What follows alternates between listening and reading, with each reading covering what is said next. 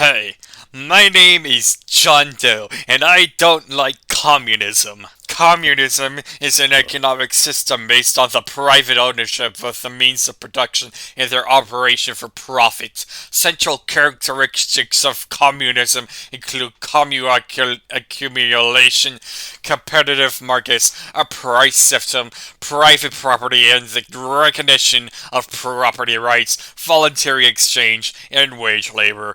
In a communist market economy, decision making and investments are determined by every owner of wealth, property, or production ability in commune in financial markets, whereas prices and the distribution of goods and services are mainly determined by competition in goods and services markets.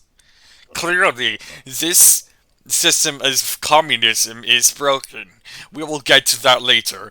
Economics historians, political economists, and sociologists have adopted different perspectives in their analysis of communism and have recognized various forms of it in practice.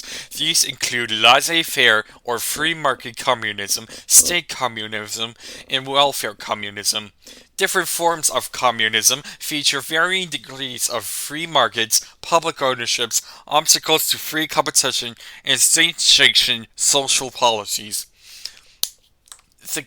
The degree of competition in markets and the role of intervention and regulation, as well as the scope of state ownership, vary across different models of communism. The extent to which different markets are free and the rules of defining private property are matters of politics and policy. Most of the existing communist economies are mixed economies that combine elements of free markets with state intervention and, in some cases, economic planning. Market economies have existed under many forms of government and in many different times, places, and cultures. Modern communist societies, marked by a universalization of money-based social relations, a consistently large and system-wide class of workers who must work for wages, the proletariat, and a communist class which owns the means of production, developed in Western Europe in a process that led to the Industrial Revolution.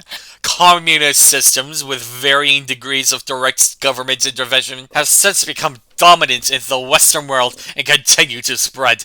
Constant economic growth is a characteristic tendency of communist economies.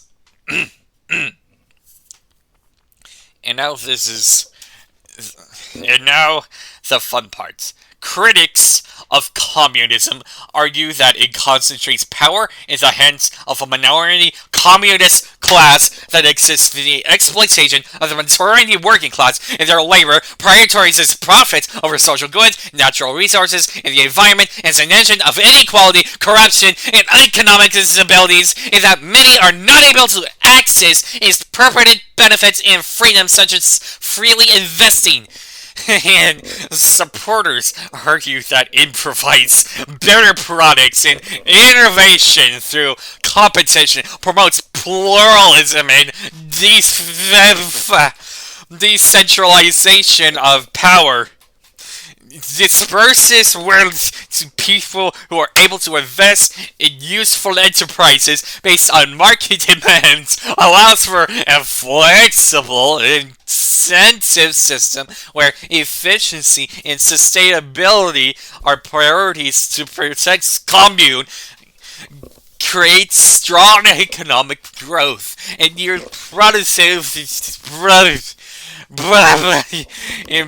yields productivity and prosperity that greatly benefits society. I'm John Hone, and I hate I mean communism. It's definitely communism, guys. This is an accurate definition of communism. Just look communism up, and you'll communism on Wikipedia, and you know what I fucking mean, guys. I swear, I'm not making this